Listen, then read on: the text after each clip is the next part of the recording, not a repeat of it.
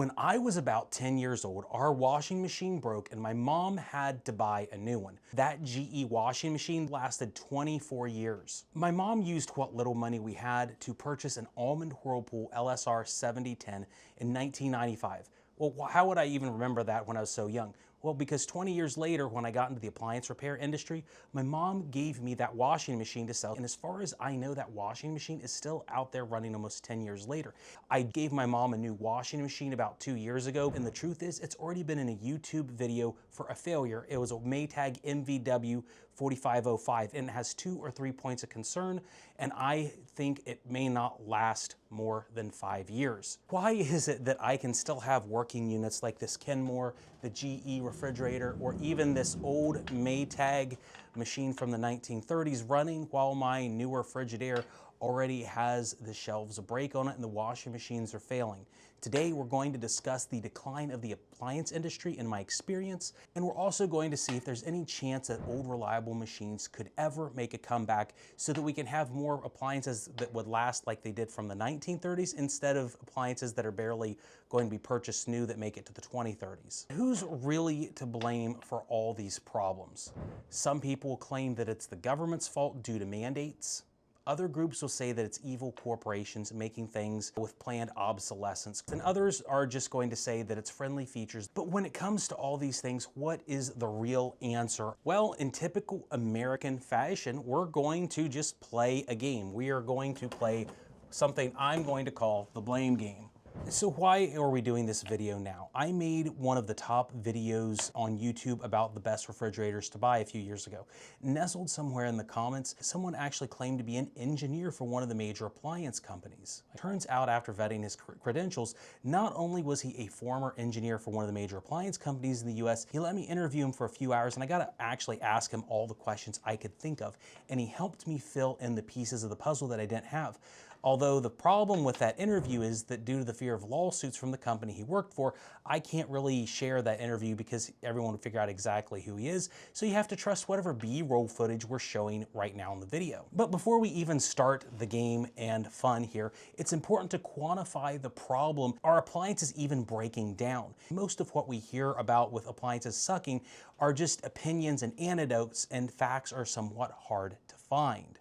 Depending on your ability to search, the general claim is that a properly maintained washing machine or refrigerator is going to last about 10 to maybe 12 years at the very most. But in practice, most of you know that 10 to 13 years is quite generous. For my interview with the engineer, the direct statement is that appliances have a max target of a 10-year lifespan. And when I was at ASTI 2025 this year, the corporate trainers themselves fixing the appliances said that real-world numbers are closer to 5 or 6 years for washing machines and 7 to 9 years for refrigerators like this one. It's a far cry from the public claims of reliability, about 40% lower than what they say is real. The White Goods Trade Association openly stated, which backs me up, that washing machine lifespans are actually closer to 7 years. And I find that to be closer to the truth, having repaired thousands of recycled appliances. What is considered industry standard today was not true 20 years ago. Then you have experts on the matter like Mike Zemeski from the Repair Association, which quoted other old school units like my mom's as having an average lifespan of between 15 and 20 years. Now, maybe my mom's Whirlpool was an outlier, but it's pretty clear they just don't build them like they used to. So who's the real culprit in this? So let's spin the wheel and get to the bottom of the problem. So first on the blame game, we're going to talk about the letter C. Complexity, the difference between my grandma's refrigerator and the new one. In some ways, not much has changed in the past 70 years for refrigerators. But while social media is absolutely obsessed with the cool features of old refrigerators like the 1956 Frigidaire Imperial Cold Pantry, it's the parts that you don't actually see at the front of a refrigerator that have changed a lot over the past 70 years, causing some of the problems that you have today. Early refrigerators essentially had no moving parts in them whatsoever, other than one central piece, which is the compressor that's down underneath. But over time, this one moving piece wasn't good enough for consumers. Refrigerators with separate cabinets were developed, changing the concept of just a small cold ice box for frozen goods into a large, dedicated, sophisticated room for frozen treats. Fans, dampers, channeling systems were added in the cooler cabinet to distribute air, which allowed for truly separate cabinets to store your fresh foods and frozen goods in. And even though these things are really good for consumers, each feature brings a lot more problems to your appliances. There is a trade-off between convenience and complexity that causes problems. You have ice makers, water dispensers, door lights, filters, and more has followed in their wake, making modern refrigerators and all appliances monstrosities. Because it's not, again, just refrigerators. Every appliance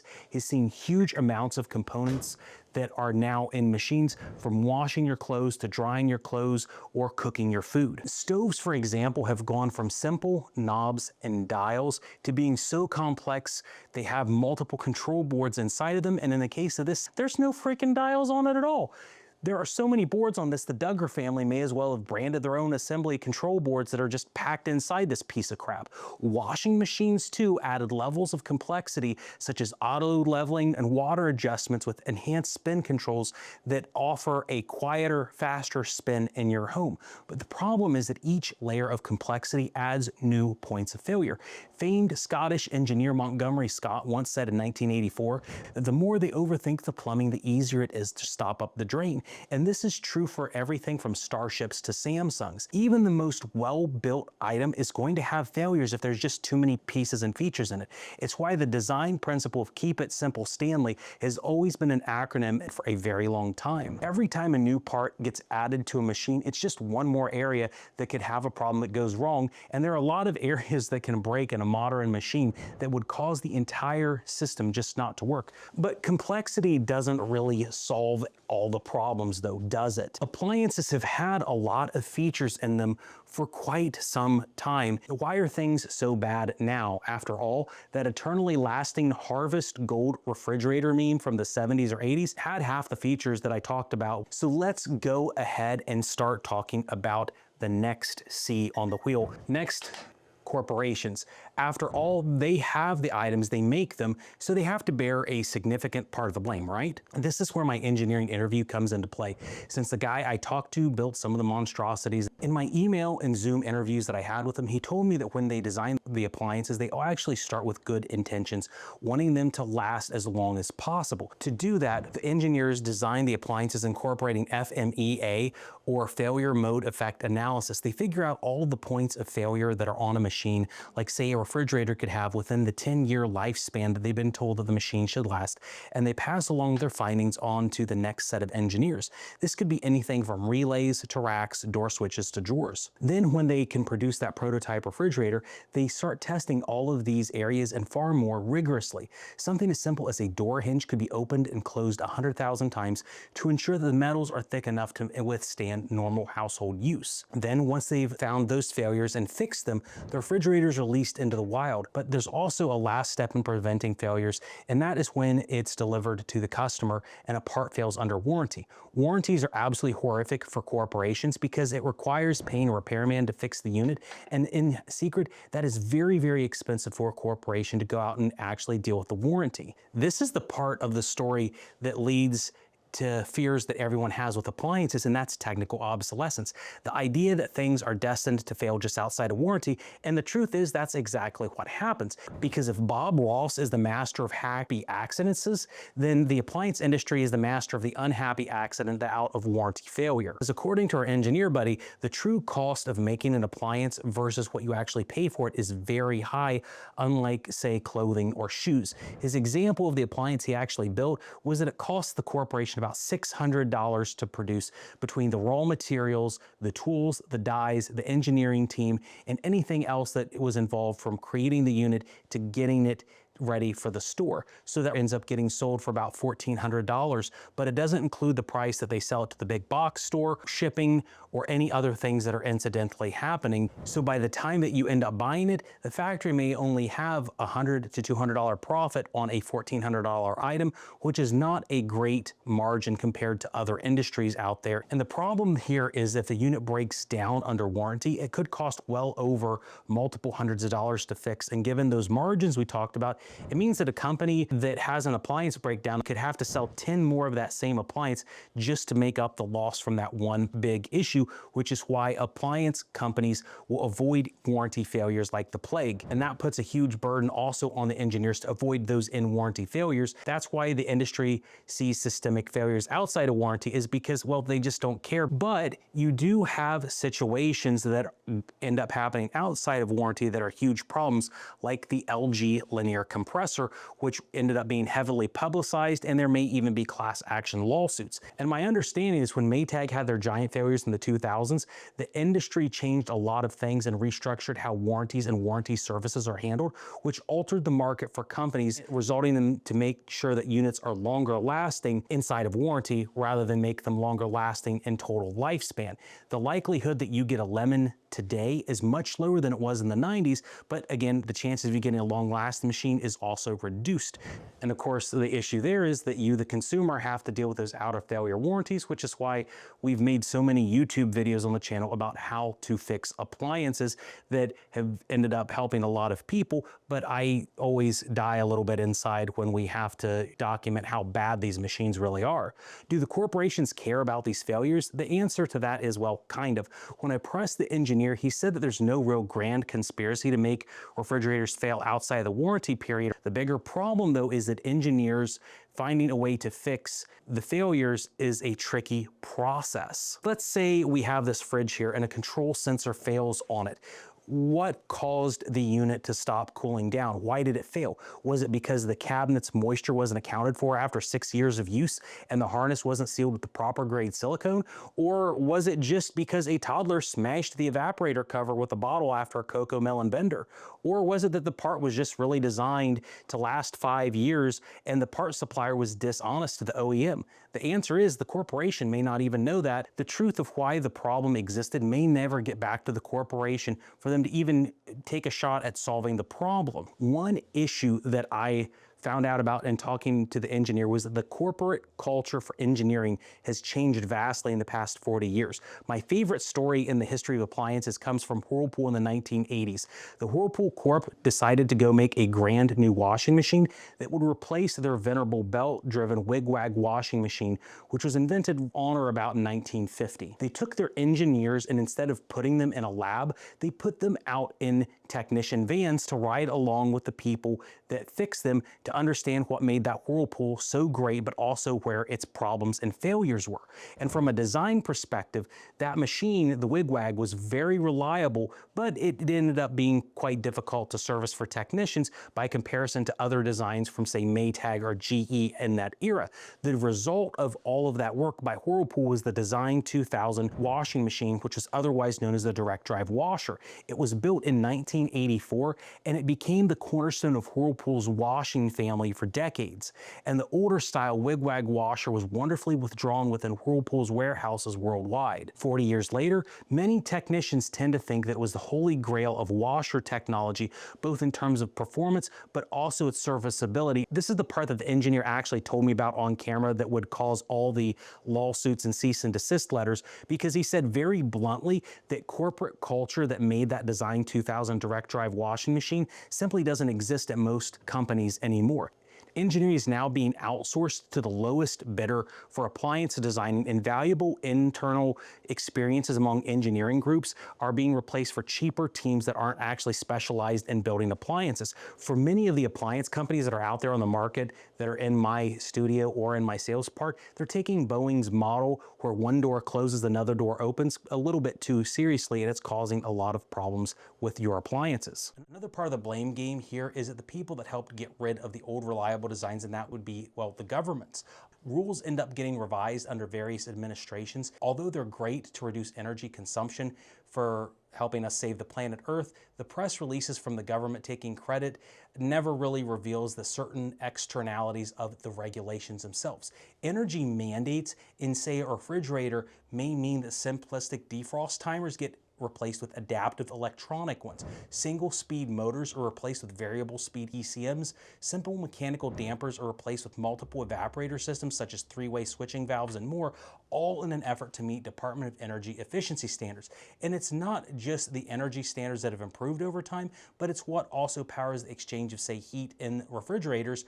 Since 2021, US manufacturers had to switch to R600 isobutane. Although many people argue the properties of the refrigerants, it isn't that the R600 is necessarily bad. It means that there are tons of parts in a refrigerator that have to be switched around and validated and proven as reliable, and the results end up being, well, rather explosive.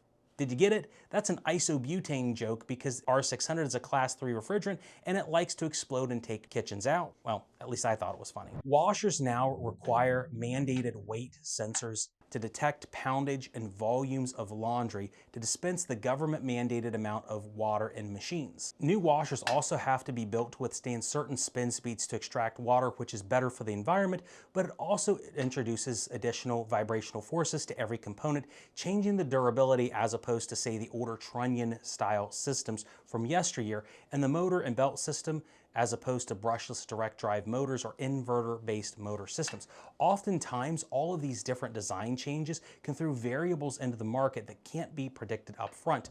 Even though the government has a major part to play in this, it isn't wholly responsible for the downfall of the appliance market. There's still a lot more blame to go around. But before we go further, since a few people in politics may be watching this video, I think it's really important for the camera to zoom in as I say something very special for the politicians in the United States. Can you zoom in the camera on my ugly face for just 1 minute? You really aren't saving the environment by reducing water and electric usage. If people are just going to throw the appliance away twice as fast to a sensor you force the corporation to install on mandate. Political mandates aren't saving the environment as much as you're saving the engineers and executives that are being paid to make garbage that just has a better level of efficiency for garbage. Do you really want to save the planet? Well, make the unit run efficient and last longer. Because if Captain Planet ever taught me anything in the 1990s as a kiddo, it's that reuse is just as important as reduce. Well, that in heart is somehow a superpower because the next culprit is, well, you, the consumer. I know.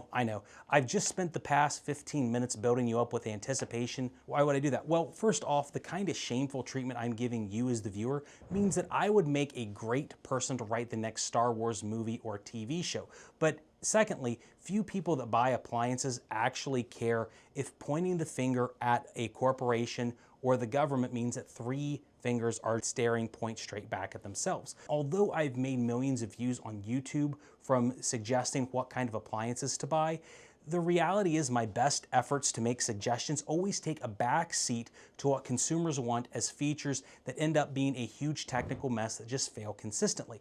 Like, let's go back to our refrigerator over here. Take the situation of the indoor water and ice that we have over here. This is one of the most requested features in an American home. The problem is that adding the ice maker causes a huge amount of failures. You see, back when Consumer Reports was openly publishing failure rates with actual hard data, something they haven't done for years, we got a secret peek behind the curtain of what actually adding these things did to appliances. Failure rates were essentially twice as high for refrigerators that had ice makers versus ones without them. A year or two ago, I did manufacturer training for one of the major companies that has refrigerators in our store and some that I've even reviewed. The head technician of the company actually shared with technicians the exact sort of failure rates refrigerators are seeing under warranty. He told us that 11% of all the refrigerators were being called in for warranty issues. The problem, though, with that 11% was that almost all the failures, 80%, were due to ice maker related failures. And it wasn't just the ice maker. Many of the warranty claims were from consumers saying that the ice just wasn't getting made fast enough, costing the company millions of dollars just because people thought they needed to run a little bit faster. Yet despite the realities of how bad ice makers are, you find that the most popular style of refrigerator is this type right here, a French door unit that has water and ice on the inside, which is absolutely the least reliable type of refrigerator on the market. But it's not like it's just a refrigerator problem, it's across the board. Quieter dishwashers, ovens that have additional elements, more customized switches and additional contacts, washers that have more options and features that require additional sensors, switches, and product suites that are outside of, say, a mode or a control system. Even as far back as, say, the Design 2000 washer, you saw a lot of things like multi-speed motors. getting introduced that would burn out prematurely because sometimes the laws of science win over the consumer or government mandates. Sadly, consumers work hand in hand with the corporations to make bad models popular. You notice during the video, many of the units in the footage and overlay from my stores or other places have the exact same things that I'm advertising against. Why is that? Because they sell, and at the end of the day, businesses give consumers what they want, even mine. Personally, I think adding a tablet PC to a refrigerator is just a crazy idea. But if the manufacturer adds one on, charges $300 for it when it costs them really $50, then who's at fault there? Is it the company making the crap, or is it the consumer for clamoring to buy more crap features when you could have bought something that was more basic for less money and less problems? Oftentimes when I'm studying for products to review and suggest, you find that many people absolutely love the specific offerings of the features during the review process at say 6 to 12 months. But what happens to that tablet at 3, 5, or 7 years down the road, or the extra quiet dishwasher? Often it's not quite as rosy, and that aspect may be hard to quantify in terms of how much people like things down the road. If you were going to ask me what the largest culprit of all the problems that it comes to when dealing with why appliances are so bad, I think this next one is going to be at least my favorite or your least favorite, depending, and that is cost. We've already discussed in the video that wholesale margins recently aren't great for the industry. From what I've seen, cheap mid-grade models simply don't make money for the manufacturers. It's the more expensive, complex pieces of crap. And this causes a lot of problems. It makes companies seek out more or different ways of making money through cleaning products, extended warranties, water filters, and of course, the expensive repair parts. Instead of making money on the margins of the appliance, they now try to make the money on volume of units or those ancillary things. But why would companies do these terrible things? And a lot of that is because of you. No, not the camera guy, the person in the camera, you. The hard truth is that appliances have never been cheaper than they are now. And what do you think the actual cost of the appliances are that we're looking at in our room were when they came out? First, let's go to my grandma's refrigerator over here, the 1950 General Electric. What do you think it cost in 1950 when she bought it? Is it $400 like the comparable 9 cubic foot Chinese Space Saver refrigerator that's going to end up lasting about as long as a Cleveland Browns quarterback? Do you think this cost $800, $1,000? The answer to what this cost her was just $269.95, and it was guaranteed to last 10 years minimum. Oh, and by the way, here's the newspaper clipping from the paper that she bought it from, the Herald dated December 1950. The problem is that $269.95 means that after inflation, she paid $3,618.54 for this refrigerator, which is a bit more than our $400 Chinese special over here. Is it that way just for refrigerators? Well, not exactly. It was everything. Let's go over to our 1956 white Westinghouse dryer, one we recovered from a basement in our town, and we found the newspaper clipping it was sold from as well. What do you think a washer dryer pair like this one would cost? I'm not sure if they ever really sold them at the regular retail price of $559, but for a limited time in Circleville, you could buy this pair for $388 or $4,551.70 when you compare it to the current price. Remember that big Hotpoint stove I had in the background a few years ago for a stove review? I still have it, and I also have the newspaper clipping from Griffith's here in town from 1956 when that was sold, as well as a bunch of other units. And if you're watching the screen right now, as a rule of thumb, you can add a 0 to the price of everything you see here, plus 20%, and that's what you get today for the equivalent cost. That Supermatic stove was $3,500. Isn't that a big difference from today's glass tops? And it's not even the ultra retro appliances from the 1950s that were so much more expensive. If you fast forward to my mom's washer from the 1990s, it's the same story. Here is a 1991 Sears catalog that has a similar washer to the one that my mom had for $1,033 equivalent dollars. And the thing is, that unit wasn't built in 1991, it was built in 1987. If you go back to when that exact model was brand new and fetched a much higher price as a new make and model, it was $1,600 equivalent in the US. By comparison, your standard Amana NTW 4816 has more features and options than that old Kenmore for about $500 brand new. We certainly made the design cheaper, but did we actually make it better in the process? See, the thing about this is you can't make good appliances cheap. Quality costs money. Time and time again, though, consumers choose price above all else. Even at my shop, we have products, one from random Chinese factories and others from high-quality OEM brands like ERP, and I can almost never convince consumers to purchase the component that will last 10 years over the one that may last 3 to 5 because the 10-year unit costs a little bit more than the 3 to 5 year. In a microcosm, this is why machines are cheaper than ever. Consumers have for decades put price and pressure on appliances to be built cheaper rather than better. And since the government mandates more complex systems, the manufacturers are also forced to choose between remaining price competitive or quality defective. But again, to quote the great LeVar Burton, you don't have to take my word for it. One pivotal point in time in the appliance manufacturing game was when government, appliance companies, and consumer advocacy groups were arguing about all the high efficiency mandates back when Obama was president. And here's an example. The argument was made in the Federal Register, volume 65, number 194, page 3, that the purchase of a high efficiency washing machine will be $200 higher than the price of clothes washers today when it came to high efficiency. The issue is that when they ended up mandating these changes, the price never really adjusted upwards to reflect the mandates for high efficiency. Rather, the price stagnated or even came down, and the result was diminishing quality to meet the regulations, and we got crappy washing machines. Even though this example is for washers, it applies to refrigerators because you can't build something complex and robust cheaply. Something has to give when it involves price and complexity, and since consumers love a cheap deal, guess who won out? That's right, the Walmartification of appliances. All the issues that we've talked about here work in tandem to destroy the appliances of yesteryear, and no one really noticed until the new machines were in home, and suddenly our old Kenmore 70 series here behind the blame game didn't look too bad. So what specific things happened that resulted in quality declining for the same price? I'll give you some examples. Doors on refrigerators became thinner, leading to easier denting in your household. That's cosmetic but not catastrophic.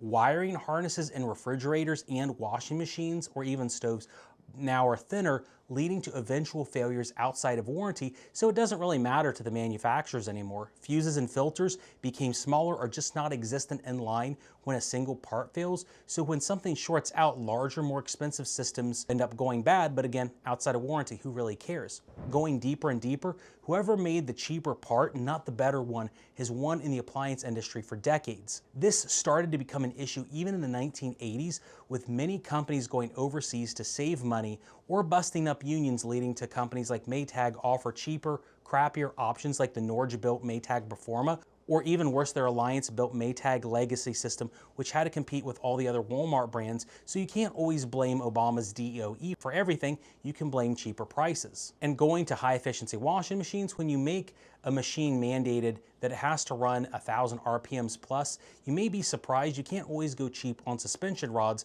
but there's also tons of other examples we could just talk about for hours in the video. Often manufacturers do these things simply because if they don't offer their machines at $600 or around there, consumers will make the choice of picking their rival, which is universally led to that race to the bottom. But if we're serious, it's not like you can't buy reliable appliances today. They actually do exist in the market. The truth is, you can go out today and buy a front-load washing machine that's going to last 15 to 20 years in most cases. One that would easily compete with the best washing machines on the market from yesteryear. The problem is that you do have to pay the price for it. Companies like Miele, ASCO, and Bosch, and of course the Speed Queen here, make units as good as they ever used to decades ago, but the problem is that you have the decades ago price that remains, and it's not part of the equation when we look at the truth of cost. Companies will only make things that consumers purchase. Why, if consumers were purchasing pumpkin spice colored front-load washing machines in droves, we would be seeing this in a Starbucks edition laundry center everywhere. But when it comes to names that are synonymous with quality like Speed Queen, they have less than a 1% market share in America, much less their front loaders. That means that the market acts like they want reliability when they're really not willing to pay for it. But are there other factors to this we're not discussing? Well, when you combine all these things together, you do get one of the final culprits when it comes to why appliances aren't working, and that, of course, is computers. One key question that I had for our engineer buddy involved electromechanical components versus the PCBs. He said that electromechanical components are often 5 to 10 times more expensive than an equivalent computer board. This was a major issue with reliability. He believed that factories are cutting corners on PCBs, not because they want the units to fail for you, but because the pressure is there to cut costs on systems. Engineers ultimately do whatever the company wants, and if they have a given budget to build a machine with, including that control board, they have to use it even if it's not enough to make the machine reliable. And if you take all the points we talked about in this video, the complexity, the convenience, the corporations, the cost of refrigerators and washing machines, and the concerns about the environment as well as the consumer demands, the only real answer to solving all these problems is more and more computerization. Computers can take many different electromechanical components and operations and package them in an elegant, easy to use and affordable package. Computers check off all the boxes on why you would need one in an appliance. Modern environmental compliances require things such as the adaptive defrost systems that we talked about, as opposed to simple mechanical timers. Inverter boards allow efficiency gains on compressors that can effortlessly switch and transmit variable frequencies. You also have low wattage LED drivers and climate control systems which are more easily worked with sensor suits as opposed to mechanical rods. Computers can time washers and dries far more accurately and can integrate multiple features in one package for a low price. Consumers, of course, love this because by pressuring design teams to work for elegance over functionality, things are more easily done with computers instead of physical buttons, instead of the mechanical controls behind them. And for whatever it's worth, even in Whirlpool's 1964 kitchen of the future, they envisioned the type of UIs we have today on Samsung refrigerators, but they were electromechanical. For a computer, the true cost of an extra option could be pennies to the company, but the increased price could be $50. Costs are simply much lower on an electronic board that miniaturizes all the features into just one control system instead of a dozen over the width of the unit. That Kenmore 70 over here, let's talk about some of the costs of it. A proper switch could be $10 to $20 at wholesale, but the digital encoder for the exact same features on this would be pennies on the dollar for what would be the same feature to you, the consumer. And when you produce the same control board for a modern washing machine, tens of millions of times, economies of scale are large, and then suddenly the expenses to build and flow the computers are fractional compared to the electromechanical components inside the system. Despite these benefits, so much gets asked of a control board in a washing machine or refrigerator because it's the nexus of everything in the machine. And that means if one component on the actual board fails, the entire system will fail, requiring an insanely expensive replacement part, even though it could be one small sub-assembly. Electromechanical controls are more expensive for consumers, but it also means that if the component like a defrost timer went bad, then you just pay for the defrost timer instead of the entire PCB. Likewise, the weakest link on a board can and will cause the failure on the system, even if it's a 50-cent component. And we have a very specific example of that in modern happenstance. You have the massive Whirlpool headache that we've talked about on the channel with the Pima Alto 3 boards. The entire core problem is the AD51B62MO2 pressure transducer. The single part is costing tens, I don't know, maybe even hundreds of millions of dollars for Whirlpool because it's one small component, because replacing this is way harder than replacing this. Now, mind you, some washing machines still use pressure sensors away from the board. There were earlier revisions of those Whirlpools that had standalone pressure sensors, but they integrated them to the control boards for cost savings. And this does lead us to one other C word, and that's conspiracy, which isn't even on the board. And maybe that's a conspiracy itself. Technical obsolescence is one of the words that we talk about on this channel a lot in the comment feed. Is there a grand conspiracy that makes machines not last long? I asked the engineer in the interview, and he said that on his end, he didn't see such a scheme, but there doesn't really need to for it to look that way. We talked earlier in the video about a 10-year lifespan for appliances, and an engineer is going to use that failure analysis we talked about to make sure that the components last for 10 years, but no further. Since a control board has dozens, maybe even 100 small relays and capacitors and resistors on it, parts that operate similarly to their electromechanical twin, there are many opportunities on a control board for one critical component to reach the end of its lifespan, causing a cascade failure of the computer and therefore the appliance. Companies can and will run simulations on the relays or capacitors to see how fast and often they'll drain and specify that the boards can handle the life cycle for 10 years. But as we talked about, when they fail at the 10-year mark, companies just don't care and they want you to buy a new control board for your system, and you're going to pay through the nose for it. Even if you find the boards wholesale from most companies, they're very, very expensive. And this would be considered part of what could be a conspiracy to make you want to buy a new appliance instead of fix it. And if you don't believe me, look at the patents on appliances. Often companies aren't going to patent doors, hinges, heaters, or fans. They're going to patent the control boards because the last thing they want you to do is go out and purchase a third-party option for their machine, which is why you cannot find reliable third-party options for any sort of PCB in most appliances, even if they're 10 years old. With all of these things being said, there is 2 or 3 conclusions I want to leave you with, and that is care.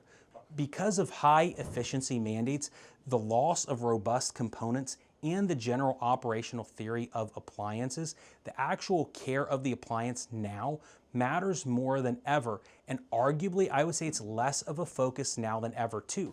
We probably should start integrating use and care manuals into appliances like this Westinghouse dryer does, right? Do people actually take care of their appliances today? Not really. Having attended training seminars from all the major appliance brands on the market, this is something that both Speed Queen and Samsung are going to agree on. And that's consumers just don't freaking care about learning how a machine operates or how to take care of it. They just want to push buttons and let it work. Given that appliances are now priced to be cheap throwaways, can you blame them though? Well, that's the challenge of the modern appliance. It's a chicken and egg problem. If it breaks, you can just replace it for a little bit of money. Nevertheless, care is a huge concern. Do you clean the coils on your refrigerators? Do you use the tub wash or tub clean mode on your washing machine? Do you clean the filter and vent on your dryer the proper right way? Do you run a self-clean on your oven and run a circulation fan to vent around the chassis? Are you using surge protectors to deflect power away from your boards on all your appliances? If you don't do any of these things, chances are your appliance is going to fail prematurely, and we've actually ran surveys on this and most people don't care. Even the best Miele or Speed Queen will not work if you don't treat it right. Trust me, I know. In conclusion, manufacturers are just putting out machines cheaper and cheaper than ever, but when you pay a lot for them, you're paying for the instant view camera, the indoor hot beverage dispenser with a customizable greeting that addresses you by name when the appliance breaks down. I'm sure that in the near future, your refrigerator is probably going to start calling an Uber for the technician to come to your house and tell you the 3-year-old washing machine you have can't be repaired while there's service fees deducted from your Amazon or Google wallet that you had your Tide Pod subscription already locked in for. But how could we actually solve these problems and change them to address what otherwise could be a grimdark future? Is it possible to change the appliance industry or return to grandma's refrigerator or even mom's? I think there is a path forward. Since you and I and our buying habits are part of the issue, we could certainly change the way that we buy. A Samsung refrigerator is going to last a lot longer than a Whirlpool or Frigidaire unit if it doesn't have indoor ice in it. Countries outside the US significantly have different buying habits than the US, and guess what? Other countries that don't have indoor water and ice don't have the same kind of failures that our appliances do. Top mount freezer refrigerators, even like this red one over here, last longer than fancy French door units. What if consumers reverse the trend of complexity and just chose simplicity and mass? It's not like you can't go out there and buy, say, a Frigidaire FFTR2045 VS without the indoor water YouTube live stream. Certainly, if consumers made a change in their spending, companies would have to take notice and seek to emulate the product that is selling well. I've been told by the engineers that the cost for a brand new appliance on the market is about $25 to $50 million between engineering, tooling, and manufacturing. That's a lot of money even today for a company to lose if the design just sucks. And we do have examples like the Whirlpool Polera that were trying to be forced into the market for being too complex and consumers rejecting it. So sometimes consumer demands work. Simply buying simple products would solve the problem. If tomorrow everyone went out and bought a Speed Queen or Bosch and they suddenly started eating up market share in America from the bigger players, what do you think those companies would do? They would end up having to release or re-release machines that were focused on reliability and simplicity instead of the modern eldritch horrors that are the appliance landscape of today.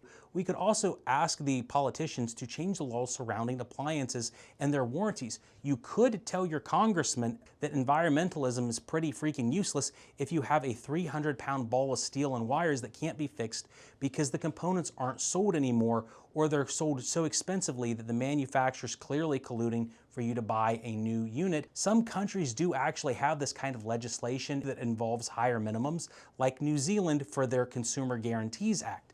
This has generally led to much longer warranties on appliances and key components than what we have here in the United States. For example, a Samsung refrigerator in New Zealand has a 2-year warranty, even though we have the same identical model in the US for 1 year. Sealed system warranties are usually mandated for 5 years overseas instead of 1 here.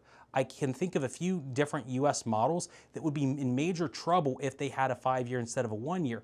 Imagine a 5-year warranty on washing machines, all of them in America. That would bankrupt quite a few companies tomorrow, wouldn't it? Finally, the other way we could solve it would be the traditional American way, and that's lawsuits.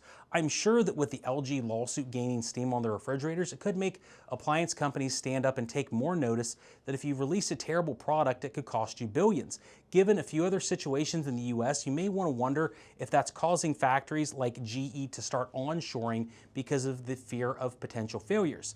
In the end, there are a few things we can do to save this, but also now you may know why the problem exists in the first place. And I guess I'll just have to stay cosplaying the old lonely Maytag man for future videos because it's just in an era that doesn't exist anymore. I hope you have a great day. Take care.